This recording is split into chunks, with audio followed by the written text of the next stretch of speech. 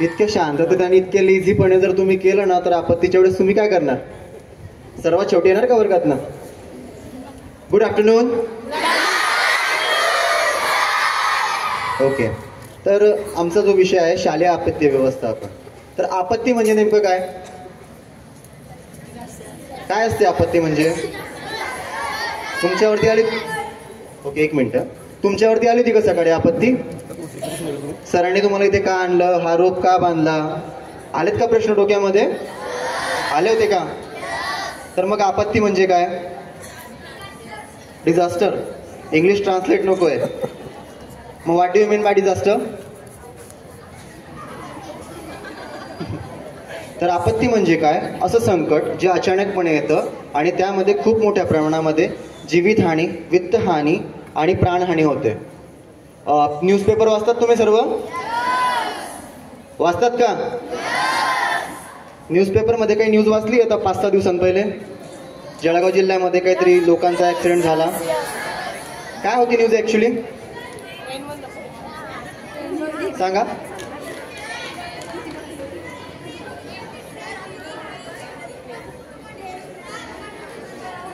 Okay,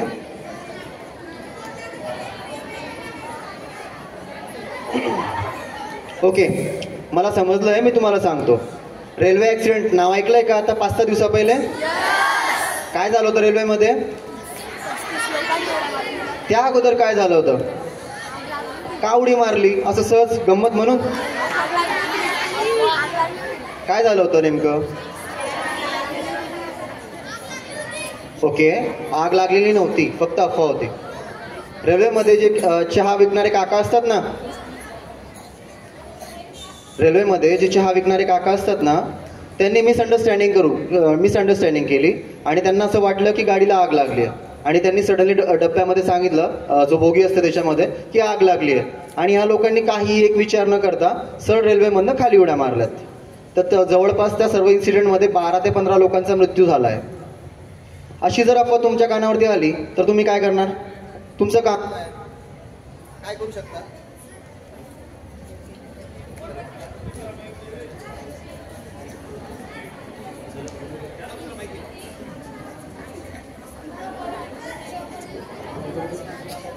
अशी जर आपत्ती तुमच्यावरती आली तर तुम्ही काय करू शकता? काय काय करणार?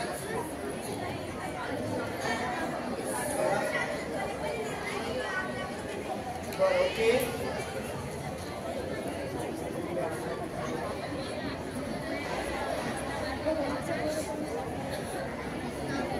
काय करणार? Hello hello hello. तर तुमचं काम काय?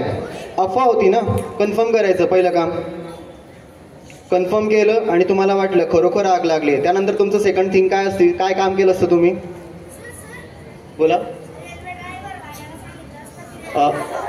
ओके ओके, ठीक आहे. मित्र, रेल्वेचा ड्रायव्हर असतो का? रेल्वेला पायलट असतो आणि त्याच्याशी तू कॉन्टॅक्ट कसा करणार? तुला नंबर माहिती असतो का त्याचा? मग okay, very good. Chain pulling ऐकलंय का? रेल्वेची चेन ओढली जाते. जर त्या लोकांनी चेन ओढली असती तर त्यांचा जीव वाचला असता की नाही? ती आग लागो अगर ना लागो, पण ते चेन पुलिंग करू शकत होते ना. तसंच तुम्हाला प्रात्यक्षिक आणि या सर्व गोष्टींमधनं प्रसंगावत रागत तुम्हाला काय काय केलं जाईल याच्याकरता आम्ही तुम्हाला हे प्रात्यक्षिक करून दाखवणार आहे आता. तर त्यानंतर भूकंप. ओके, तर मग फायरकडे आपण जाऊ. हे असं यंत्र तुमच्या शाळेमध्ये आहे का? भरपूर ठिकाणी. सर वरती दाखव. काय म्हणतात त्याला? कसा यूज होतो? बरं, ते असं आगीत धरायचं आणि फेकून द्यायचं असतं का? मग काय? ओके, तर त्याची एक टेक्निक आहे. मागे आवाज जात नाही वाटतं. सर त्यांना इकडे शिफ्ट करून घ्या. लास्ट जे वरती बसलेत ना त्यांना आवाज जात नाही, त्यांना इकडे शिफ्ट करून द्या.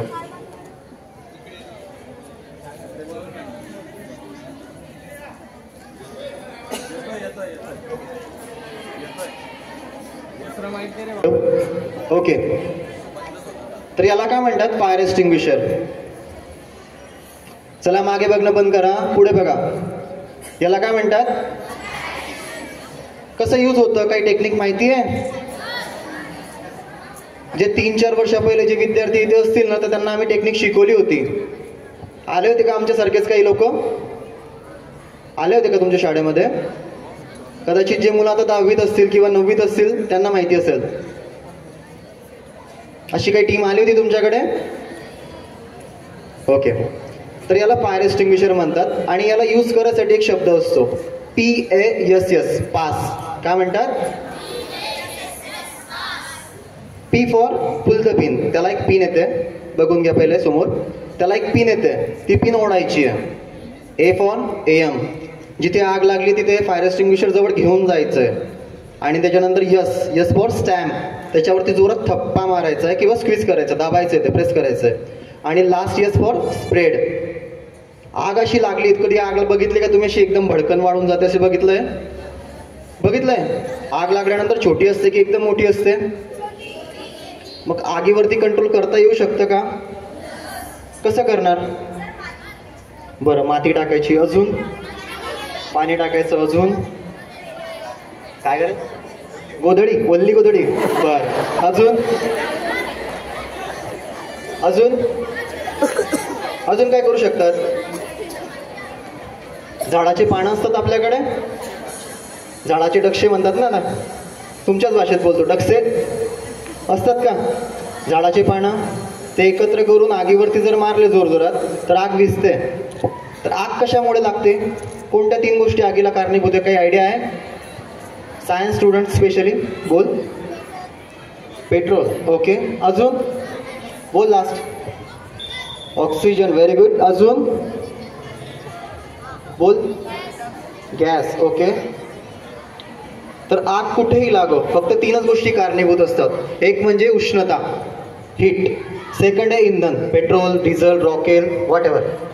आणि थर्ड आहे गॅस, ज्याच्यामध्ये येतो ऑक्सिजन. या 3 गोष्टी जेव्हा एकत्र येतील तेव्हाच आग लागते. या 3 गोष्टींना जर आपण वेगळं वेगळं करून टाकलं तर आग विझून जाते. जसं हीटच्या अपोजिट येतं कूलिंग. फ्युएल म्हणजे त्याला आपण इंधन देतोय, त्याच्या अगोदर त्याला जर भुकं मारलं तरी पण आग विझते. आणि थर्ड, ऑक्सिजनचा पुरवठा जर कमी केला, त्याचा दम घुटवला तरी पण आग विझते. बरोबर? तर मग आग कशामुळे लागते? आगी लागण्यासाठी 3 कारणीभूत गोष्टी कोणत्या? इग्निशन पॉइंटला फर्स्ट थिंग टेम्परेचर लागतं, हीट. सेकंड फ्युएल, इंधन. Third okay. या 3 गोष्टींशिवाय आग लागूच शकत नाही. आणि या 3 गोष्टींच्या अपोजिट जर आपण काही ऍक्शन केली तर आग विझते. तर कोणता शब्द सांगितला होता मी?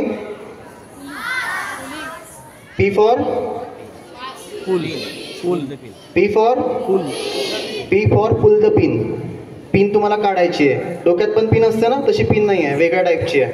P for pull the pin. A for हे फायर एक्सटिंग्विशर. त्याचं आग लागली की चालू जाईल का तिथे? किंवा त्याला असं आगीत फेकलं तर ते काम करेल का? आता फायर बॉल्स एक नवीन टेक्निक आलेली आहे, त्याच्यामध्ये ते आगीमध्ये फेकून द्यायचे, ते फुटल्यानंतर आग विझून गेलेली असते. तर A फॉर AM हे आपल्याला तिथपर्यंत घेऊन जायचं आहे. ओके. आणि यस फॉर स्टॅम्प, त्याच्यावरती स्टॅम्प करायचं आहे किंवा ते स्क्वीज करायचं, दाबायचं आहे. आणि लास्ट यस फॉर स्प्रेड करायचं आहे. ठीक आहे? हे करू शकतात तुम्ही, किंवा तुमचे जे घरात मोठे असतील तर त्यांनाही सांगू शकतात.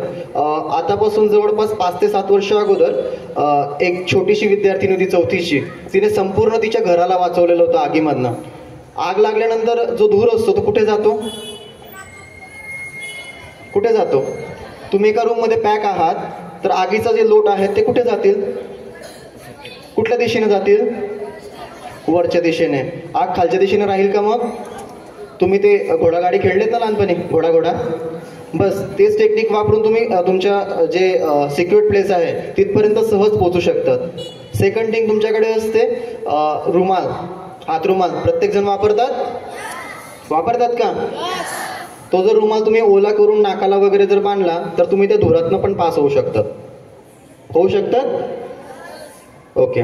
त्याच्यानंतर एखाद्या ठिकाणी तुम्ही ऍक्सिडेंट बघतात रोडवरती, आपल्याकडे खूप रोड जवळच आहे किंवा तुमच्या इथे इन्सिडेंट घडतात ना, शाळेमध्ये ऍक्सिडेंट होतात, मुलाला लागतं, पायाला लागतं, हाताला लागतं, होतं ना. तर मग कोणाला कॉल करणार तेव्हा? तुम्ही ॲम्ब्युलन्सला कॉल केल्यानंतर ॲम्ब्युलन्स डायरेक्ट येते का?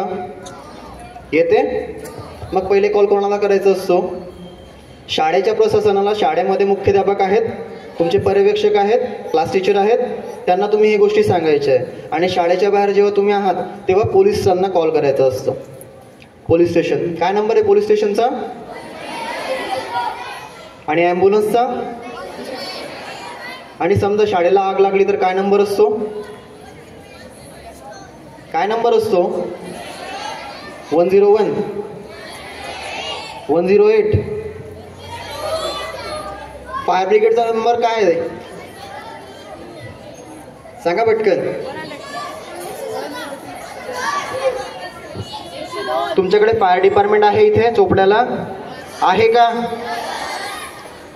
उद्या आता घरी गेल्यानंतर एकतर गुगलवरती चेक करा की फायर ब्रिगेडचा नंबर काय असतो, ॲम्ब्युलन्सचा नंबर काय असतो. आणि तुमची जी वही आहे कुठली पण मेन वही, तिच्या फ्रंट पेजवरती तुमचे हे नंबर हवेत. ठीक आहे? असं जर काही इन्सिडेंट झाला तर तुम्हाला पटकन कॉल करता आला पाहिजे. पण आपत्ती तुम्हाला सांगून येते का? भूकंप तुम्हाला सांगून येईल की बाबा मी येतोय, तुम्ही तयार राहा, असं सांगतो का कोणी? सांगतं का? मग भूकंपाच्या वेळेस कोणाला कॉल केला जातो? कोणाला केला जातो?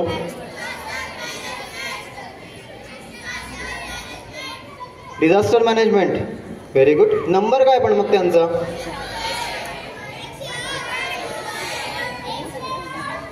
वन 108 हा नंबर ॲम्ब्युलन्सचा आहे. पहिले कन्फ्युजन तुमचं दूर करा. 100 नंबर जो आहे तो पोलीस स्टेशन, 101 फायर, 102 108 हे ॲम्ब्युलन्सचे नंबर आहेत. आणि 1077 1077 हा नंबर डिझास्टर मॅनेजमेंटचा आहे. तर आपल्याकडे डिझास्टर जर आलं तर कोण हँडल करतं? डिझास्टर आलंय पण ते कुठे, कोण हँडल करेल ते? ती केस कोण घेतं? काय आयडिया तुम्हाला? तालुक्याला तुमचे तहसीलदार आहेत. तालुका लेवलवरती तहसीलदार असतात, ते त्या विभागाचे प्रमुख असतात आपत्ती व्यवस्थापनाचे. तसं कलेक्टर असतात ना, जिल्हा आपत्ती व्यवस्थापनाधिकारी कलेक्टर साहेब असतात. त्याच्यानंतर जर एखादी कंडिशन आहे की जी आपल्या तालुक्यात किंवा जिल्ह्यात हँडल नाही होत आहे, तर मग कोणाला कॉल केला जातो? कोणाला कॉल केला जातो? काही NDRF, SDRF असं काही नावं ऐकलेत? टी व्हीवरती बघितलंय? आर्मीच्या ड्रेसमधले लोक किंवा पोलीस ड्रेसमधले लोक बघितलेत का? तर ते असते SDRFची टीम. जे पोलिसांच्या वर्दीमध्ये असतात ते SDRF टीम असते, स्टेट डिझास्टर रिस्पॉन्स फोर्स. आणि स्टेट डिझास्टर रिस्पॉन्स फोर्स आपल्याकडे 2 ठिकाणी आहेत, एक नागपूर आणि दुसरं धुळे. धुळे जवळ आहे ना आपल्याला की दूर आहे? तर आपल्याकडे कोणती टीम येईल? ओके. आणि जर समजा त्यांच्याकडनं हँडल होत नसेल एखादी केस, तर मग कोण येतं? कोण येतं वरतून? देवदूत कोणाला म्हटलं गेलंय डिझास्टरमध्ये? कोणाला म्हणतात? आता 26 जानेवारी गेली ना, आर्मीवाले, NDRF team, national disaster response force. ठीक आहे. तर वापस आपल्या टॉपिककडे जाऊ. जे डिझास्टर असतं ते 2 टाईपचे असतात. ते टाईप कोणते कोणते आहेत कोणाला सांगता येईल? मॅनमेड आणि नॅचरल. तर मॅनमेडमध्ये कोणते कोणते येतात? बोला. बोल. फायर. ओके. अजून बोल ना. काय? Bomb explosion. बॉम्ब. ओके. त्याच्यानंतर अजून काही? रोड ॲक्सिडेंट येतात का? तुमच्याचमुळे घडतात ना ते. तुम्ही शिस्तीत चालत नाही, ऐकत नाही तुमच्या क्लास टीचरचं किंवा तुमच्या पॅरेंट्सचं, म्हणून होतात ना. किंवा एकदम जोरात सायकल चालवणार किंवा गाडी चालवणार, बरोबर? हेल्मेट घालणार नाही गाडी चालवताना. कोणाची चुकी असते? कोणाची चुकी असते? Very good. तर याच्या पुढून अशा काही गोष्टी तुमच्याकडनं घडणार नाही. घडतील का? जे तुमच्यासाठी आहे ते ती गोष्ट तुमच्यासाठीच असते. ठीक आहे. तर रोड ॲक्सिडेंटकडे आपण जाऊ परत. रोड ॲक्सिडेंट झाल्यानंतर कॅज्युअलिटी जी असते, एखादी विक्टीम तो पडलाय, तर त्याला उचलायसाठी काही बघितलंय का तुम्ही? काय म्हणतात त्याला? काय असतं? स्ट्रेचर्स. कशा टाईपचे असतात स्ट्रेचर्स? काही बघितलंय? काही आयडिया आहे?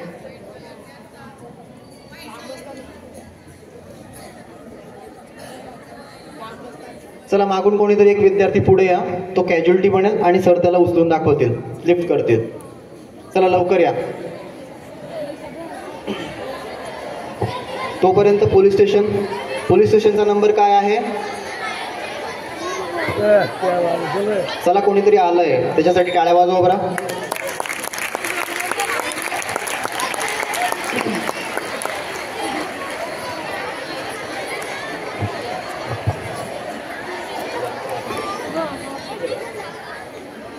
ओके, तर ॲक्सिडेंट झाल्यानंतर समोरची व्यक्ती ही अनकॉन्शियस असते ना.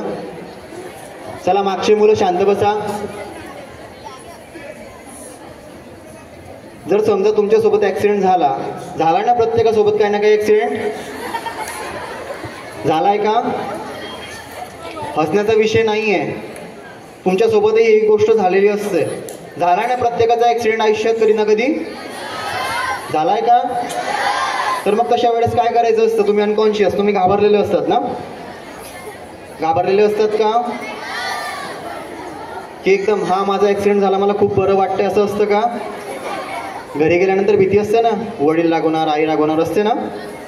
तर तशा परिस्थितीमध्ये जर तुमच्याकडे एखादी टीम आली आहे तर ती टीम तुम्हाला कशा प्रकारे हँडल करते ते बघा. आता हा विक्टीम आहे, एक्स पर्सन आहे आमच्यासाठी, त्याचा ॲक्सिडेंट झाला आहे आणि सर त्याला इव्हॅक्युएट करताय, दुसऱ्या ठिकाणी घेऊन जायचं आहे. ओके, अशा पद्धतीने त्याचं पूर्ण जी बॉडी आहे सरांच्या मांडीवरती आता आहे. हसण्यासारखा विषय नाही आहे, गांभीर्य समजून घ्या. नाहीतर तुम्ही पण त्या 15 लोकांमध्ये असणार आहे उद्याच्या दिवशी जे असं काही आपत्ती आल्यानंतर घाबरून उड्या मारतात. तसं बनायचंय का? मग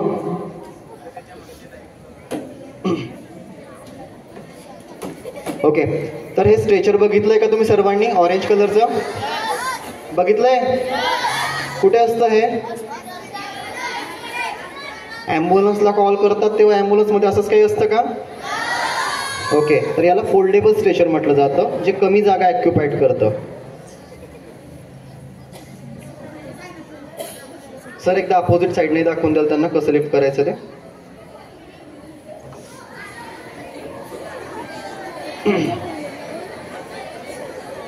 त्याच्यावरती जे लॉक असतात ना ते लॉक पण लावायचे असतात. नाहीतर काय होतं, त्याला उचलल्यानंतर तो घाबरून जातो, हे माझा हात तुटला आहे किंवा माझं याच्यातनं रक्त निघतं, तर माणूस घाबरून जातो ना. की तुम्ही एकदम सामना करणार, एकदम रक्त पडतंय पडू द्या, मी माझं हॉस्पिटलला जातो, असं होतं का? रडतात ना. सर अप करून दाखवा, खाली का नाही.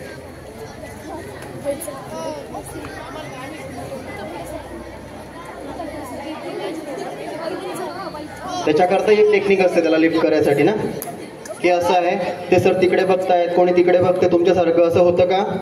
त्यांचं कोऑर्डिनेशन बघा, ते एकमेकांशी कशा प्रकारे डोळ्यातनं संवाद साधतायत ते बघा. सहज उचललं गेलं. नाहीतर काय होईल, एखादी व्यक्ती हात उचलेल, दुसरा व्यक्ती पाय उचलेल आणि तो बिचारा कुठे तिसऱ्याच ठिकाणी पोहोचेल. होतं ना असं?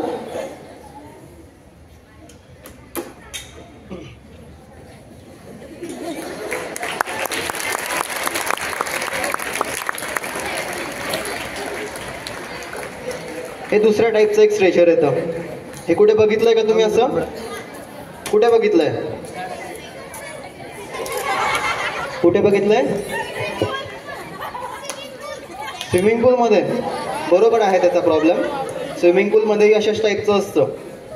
पण जेव्हा एखादी व्यक्ती डेथ होते ना, कोणी वारतं ना, डेथ होते ना, किंवा एखादी व्यक्ती तो खूपच अनकॉन्शियस आहे, तो त्याची मान वगैरे आपल्याला पूर्ण पॅक करायची असते ना, तर तशा वेळेस या प्रकारचं स्ट्रेचर वापरलं जातं.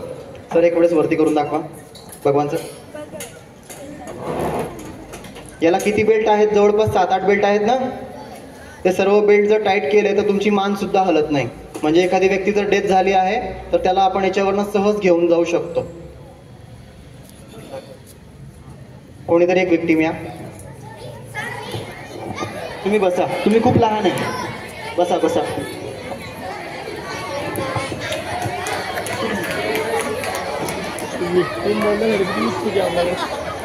चला आवाज बंद. हसण्याचा विषय नाहीये. तुम्ही जर आता परत हसलात तर हे डेमॉन्स्ट्रेशन आम्ही इथेच थांबून देऊ.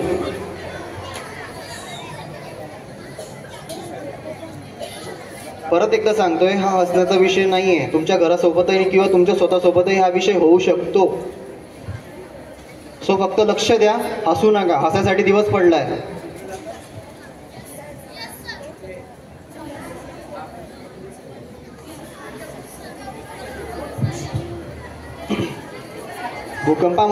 भूकंप बघितला टीव्हीवरती दाखवतात ना, भूकंप झाल्यानंतर ते लोक येतात असे सिग्नल मारतात, एक्स काढतात, काही वाय काढतात. काय असतं ते काही आयडिया आहे? कोणती टीम असते ती बरं? कोणती टीम कार्यक्रम करते तसं? कोण असतात ते लोक? कुठून आले असतात? काय आयडिया आहे? NDRF असते ती. कुठलीही प्रकारची कॅलॅमिटी आल्यानंतर तिथे जातात, तुम्हाला सर्च करतात. कारण की तुम्ही ढिगाऱ्याखाली जर दबलेले असाल तर त्यांच्याकडे वेगवेगळ्या टाईपचे मशिनरीज असतात. हे छोटे मुलं 5वी 6वी आणि तरी पण आवाज करताय. छोटेत का मग तुम्ही त्यांच्यापेक्षा? तर भूकंप झाल्यानंतर ते असं एक्स वाय वगैरे करतात ना, तर ते तुमचं. चला, हसून झालं असेल तर आपण परत टॉपिककडे जाऊ. त्याचे पाय जमिनीपासून अजून वरतीच आहे. ओके, तर डाऊन. त्यांना इंटरेस्ट नाही, मग आपल्याला काय थोडा. हे पा, कोणी हसू नका, तुम्हाला ते सिरियसली सगळं सांगतायत. ओके, आताच मला सांगा, याचे कुठले कुठले बेल्ट बांधलेले होते? जे असणारे आहेत ना हे 6वीचे, सांगा काय काय बांधलं होतं याचं? सांगा बट करा आतवरती, सांगा पटकन. काय? डोक्याला, नेक्स्ट कमरेला, अजून बोल. पायाला, अजून पोटाजवळ, अजून चेस्ट जवळ. ओके, अजून बोला. गुडघ्याजवळ होतं का? ओके, तर हे एवढे जे बेल्ट होते ते का बांधलेले होते? त्याचे पाय जमिनीवरती आले होते का? सटकला होता तो तिथून वरती अडकलेला होता ना का? अशा प्रकारचं स्ट्रेचर कुठे यूज होईल? कुठे यूज होईल? डेथ झाल्यावर. ओके, अजून स्विमिंग पूल मध्ये बघितलं होतं ना आता कोणीतरी अशा प्रकारचं स्ट्रेचर? तिथे कुठे यूज होऊ शकतं का? होतं का? होतं ना. तो व्यक्ती अनकॉन्शियस असतो ना, पाण्यावर तरंगतं. बरं, आता हे झाले आपल्याकडे आलेले इम्पोर्टेड, बाहेरून आलेले. तर आपण आपले काही स्ट्रेचर बनवू शकतो का? बनवू शकतात? असे स्ट्रेचर तुमच्या घरी असतात का? कोणाच्या घरी स्ट्रेचर आहेत? असे आहेत का कोणाच्या घरी? तुम्ही पुढे बघा, तुम्ही का मागे बघतायत? स्टेजवर दाखवलं जातं सर्व. बांबू असतात पण प्रत्येकाच्या घरी. बघितलात बांबू? आणि चादर असते का आपल्याकडे? चादर आहे का? चादर असते. चादर आणि बांबूच्या साह्याने तुम्ही स्ट्रेचर बनवू शकतात का? दाखवा बनवून. चला, कोण म्हणलो? यस,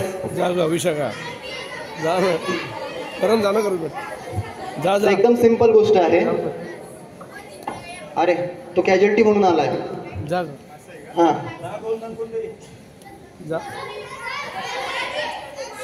तर जे गर्ल्स आहेत किंवा जे बॉईज आहेत, झोका बनवता येतो? बनवलाय झोका? सेम तसाच झोका बनवायचा आहे फक्त. ओके, तर तुम्हाला सरच दाखवतायत आता कशा प्रकारे बनवला जाईल स्ट्रेचर चादर आणि बांबूच्या साह्याने.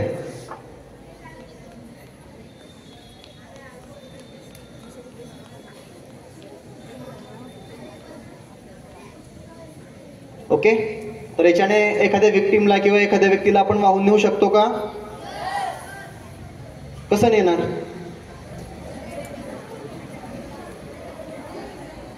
दाखवा सर.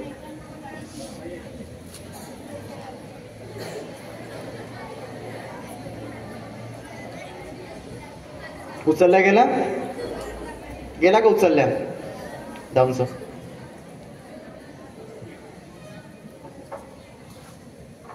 अजून कुठल्या प्रकारे तुम्ही स्ट्रेचर बनवू शकतात? काय आयडिया आहे कोणाला? रोप बघितलाय? रोप बघितलाय का? या रोपच्या साह्याने कोणाला उचलू शकतात का तुम्ही? तुमच्याकडे बांबू तर आहेत ना? आहेत ना बांबू? तर बांबू आणि रोप यांच्या साह्याने तुम्ही कधी स्ट्रेचर बनवू शकतात का? इन केस ऑफ इमर्जन्सी बनवू शकतात का? त्याची टेक्निक आहे, ते सर दाखवत आहेत, ते बघून घ्या.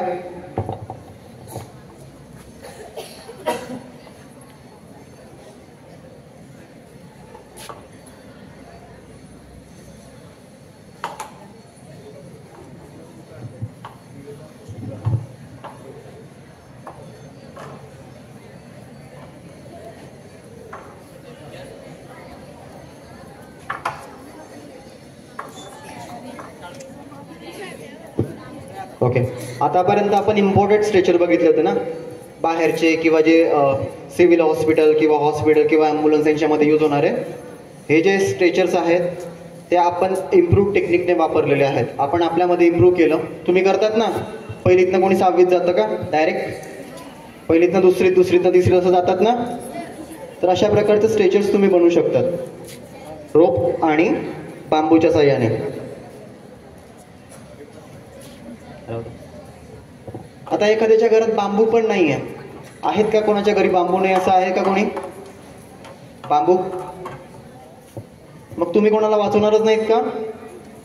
आताच प्रार्थना केली ना आपण, सर्व बांधव आहोत भारताचे. आहेत का? तर तुमच्याकडे फक्त रोप आहे, रोप. तर रोपच्या साह्याने तुम्हाला काही स्ट्रेचर बनवता येतील का? बनवू शकतात? फक्त रोप आहे तुमच्याकडे, बनवू शकतात का? शाळेमध्ये यू शिकलेत? अम्ब्रेला येतं का सगळ्यांना? यूचा तसे 3 यू घ्यायचे सिंपल आणि ते जमिनीवरती टाकायचे. कॅज्युअलिटी रेडी वाटतं.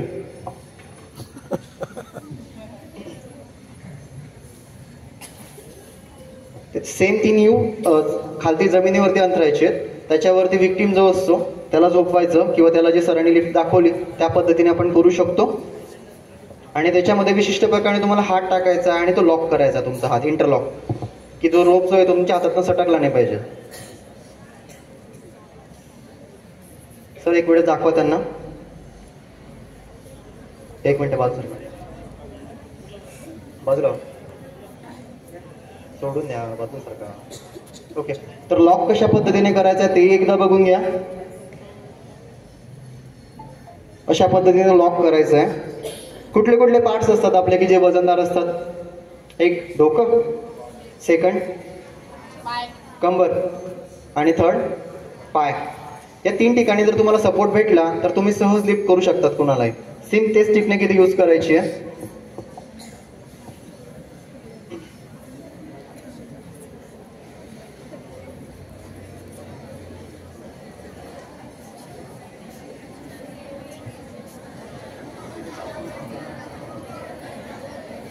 आवाज नकोय.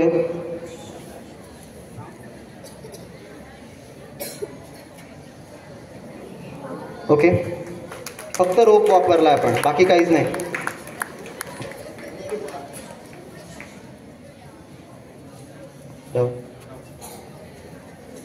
याच्यामध्ये कोणाला लिफ्ट करताना अप आणि डाऊन लक्षात ठेवायचं आणि तुमचं कोऑर्डिनेशन असलं पाहिजे. नाहीतर काय होईल, तो बिचारा खाली पडेल, जो त्याचा हात किंवा पाय काही वाट्यावर काही तुटलंय ते अजून जास्त दुखापत होईल. सो तुमच्यामध्ये कोऑर्डिनेशन पाहिजे. तुमची जी ताकद आहे ती बरोबरीच्या व्यक्तींसोबत पाहिजे. नाहीतर काय होईल, एखाद्याची ताकद जास्त लागली तर तो हात तुटलाय तो सरळ तुम्ही हातात घेऊन घेणार. होऊ शकतं का? तर त्याच्याकरता तुम्हाला ही जी प्रोसेस करतायत या प्रोसेसमध्ये सोबत जे व्यक्ती असतील तुमचे मित्रमैत्रिणी ते सारख्या वजनाचे आणि सारखे असायला हवेत. त्याची ताकद जी आहे आणि तुमच्यामध्ये कोऑर्डिनेशन मेन आहे, म्हणून फ्रेंड सांगितलं मी. ठीक आहे, पूर येतो का आपल्याकडे? चोपडा तालुक्यात येतो. कधी आला होता लास्ट पूल? 2007-8 6-7. ओके, अजून? तर मग समजा एखादी विक्टीम, चला ओके ओके, तुमच्या सगळ्या बोललेल्या गोष्टी ओके. आता तुम्ही जर बोललेत परवाच्या दिवशी आला तरी पण ओके बस. तर आता इथे पूर आलाय समजा आणि एखादी व्यक्ती वाहत आहे आणि तुमच्याकडे रोप आहे ना, तो रोप तुम्ही जर असा समजा फेकला आणि त्या व्यक्तीने तो रोप पकडला हातात आणि त्याने जर वरती येण्याचा प्रयत्न केला तर तो व्यक्ती पूर्णपणे वरती येऊ शकतो का? येऊ शकतो का? नाही येऊ शकत, कारण की समोरचा व्यक्ती पण तो रोप ताणतोय आणि तो व्यक्ती त्याला जीव वाचवण्यासाठी तो करतोय धडपड. पाण्यात पडल्यामुळे तुमचे हात जे असतात ते ओले होतात आणि त्याच्यामुळे जो रोप असतो तो हातातनं सटकतो. तर आपण रोपला गाठ जी मारतो त्या प्रकारे अशा गाठी मारून आपण जर फेकला तर तो व्यक्ती वाचू शकतो ना. पण जर अशा तुम्ही गाठी मारत बसले तर आपल्याला संध्याकाळ होऊन जाईल आणि तो व्यक्ती जिथे तुमचा वाहतोय तो तिथून जवळपास 5 ते 7 किलोमीटर पर्यंत दूर चालला जाईल. पाण्याचा प्रभाव असतो ना. तर मग अशा वेळेस काय करणार? तर टेक्निक असते, ती टेक्निक बघून घ्या, सर तुम्हाला दाखवत आहेत. एक सिंपल रिंग बनवायची आहे आणि त्याच्यानंतर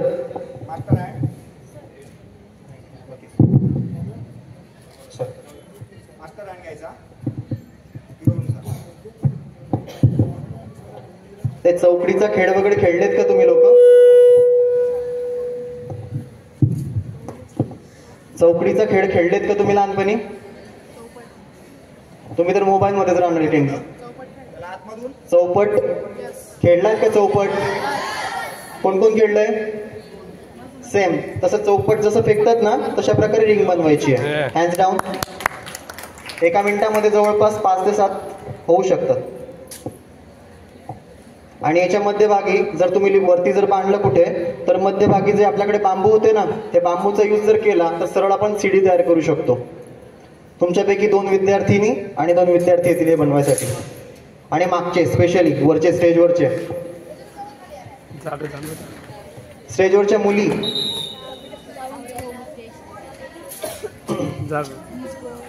जाणं बेटा काय घाबरता? काय जाणं काय घाबरता बेटा? लवकर यायचंय. स्टेजवरच्या मुली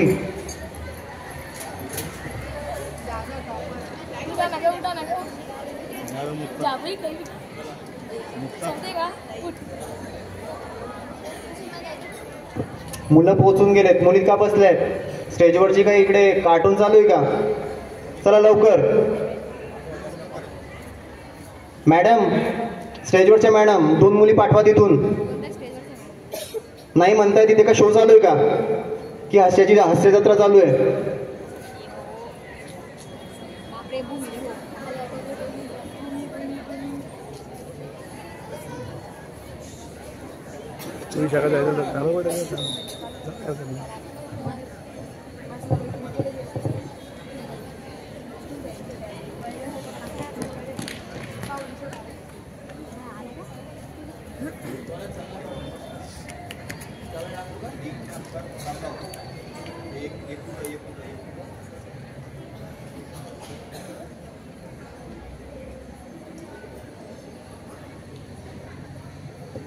आवाज नकोय, नाही तर तुम्हाला पण यायचा चान्स भेटेल पुढे.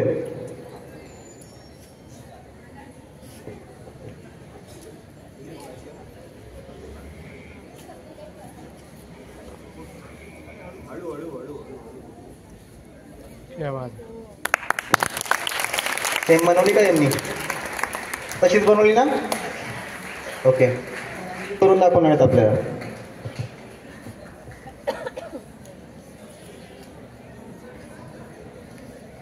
मागून आवाज नकोय.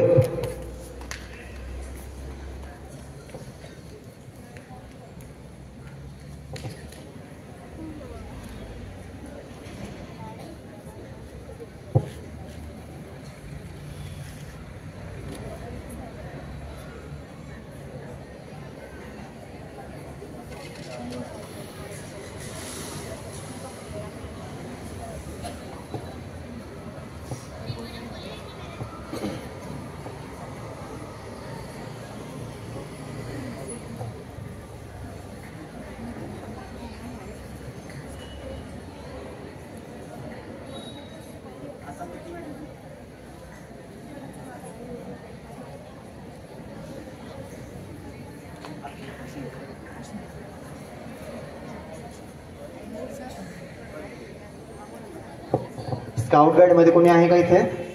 आहे scout guide, NCC, MCC, RSP आहे.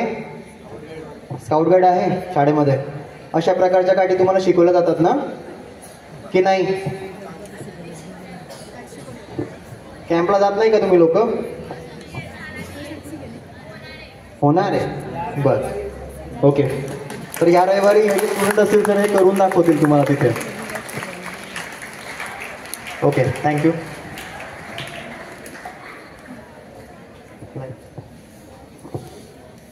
आता आपला विक्टीम जो होता तो पाण्यात होता ना. अजून काही वस्तू तुमच्याकडे असतात ना? बोटिंग केली आहे, सफारी केली आहे बोटिंगची, सर्वांनी केली आहे. अशी काही वस्तू बघितली होती का तिथे? काय म्हणतात त्याला? Life jacket. काय यूज होतो? बोला बोला बोला बोला बोल ना. फ्लोट होऊ शकतो. किती वेळासाठी? बरं. तर हे जे लाईफ जॅकेट असतं हे टेस्टेड असतं आणि जवळपास 150 किलोग्रॅमपर्यंतचं वजन हे लिफ्ट करू शकतं, जवळपास 3 ते 4 तासांसाठी. त्याच्यावरती एक विसल दिसतंय का तुम्हाला? फ्रिक्वेन्सी शिकलेत सायन्समध्ये? सेम त्या फ्रिक्वेन्सीने याच्यातनं साऊंड प्रोड्यूस होतो आणि 8-10 किलोमीटरच्या रेंजपर्यंत जातो. Next, life boy. हे असंही काही बघितलंय का त्या बोटवरती? याला काय म्हणतात? याला ट्यूब नाही म्हणत, याला लाईफ बॉय म्हणतात. Life boy. काय? साबण नाही, लाईफ बॉय. हे कशासाठी यूज होतं? एखादी व्यक्ती पाण्यात पडलाय तर तुमच्यापर्यंत हे फेकलं जातं. हे पाण्यावरती तरंगतं आणि याची कॅपॅसिटी जवळपास 300 किलोग्रॅमपर्यंतचं जे व्यक्तींचा समूह असतो त्याला हे लिफ्ट करू शकतात. आणि 2 पेक्षा जास्त लोक, 4, 3, 4, 5, 6 एवढे लोक त्या पाण्यावरती तरंगू शकतात जवळपास 2 तासांसाठी. आता हे झाले इम्पोर्टेड. आता आपल्याला काही इम्प्रूव्ह व्हावं लागेल ना, की हे प्रत्येकाच्या घरात अवेलेबल असतात का? लाईफ जॅकेट आपण घेऊ शकतो पण लाईफ बॉय नाही घेऊ शकत. त्याच्याकरता तुम्हाला नगरपालिका, नगरपंचायत यांची परमिशन लागते. तर आपण इम्प्रूव्ह होऊ शकतो ना स्वतः? होऊ शकतात का? पाण्याच्या बॉटल बघितल्यात सर्वांनी? काय यूज होतो पाण्याच्या बॉटलचा? पाणी प्यायचं, नंतर बॉटल फेकून द्यायची. तर आतापासून तुम्ही कोणी अशा बॉटल्स फेकणार नाहीयेत. तुम्ही ग्रुप बनवणार 10-10, 12-12 लोकांचा आणि अशा प्रकारचं स्ट्रक्चर तयार करणार. याच्यामध्ये पाण्याचं जी बॉटल असते तिचं जे बूच असतं ते पूर्ण लॉक करायचं असतं आणि जवळपास 10 ते 12 बॉटल्स यांना एकमेकांमध्ये कोऑर्डिनेट करायचं असतं. जर बूच उघडं राहिलं तर काय होईल? काय होईल? पाणी जायला आणि तो व्यक्ती बिचारा त्याला वाचवायचा तो खाली चालला जाईल आणि परत येऊ शकणार नाही वरती. ठीक आहे. तर अशा प्रकारचं इम्प्रूव्हाइज आपण केलेलं आहे त्या गोष्टीमध्ये. हे तुम्हीही करू शकतात घरी. याच्यानंतर थर्माकोलची शीट बघितली आहे? बघितलीत का?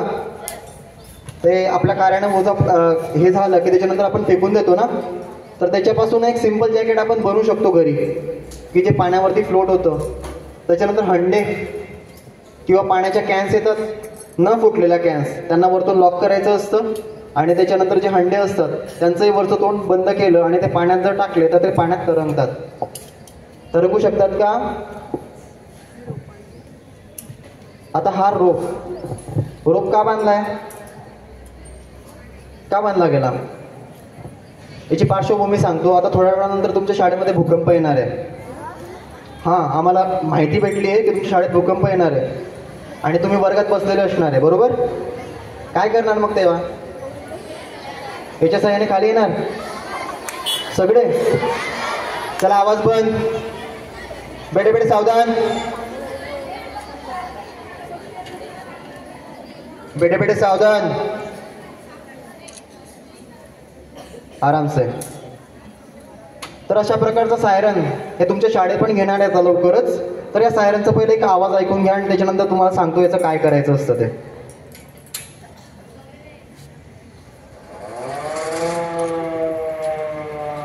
लास्टला आवाज ऐकू आला?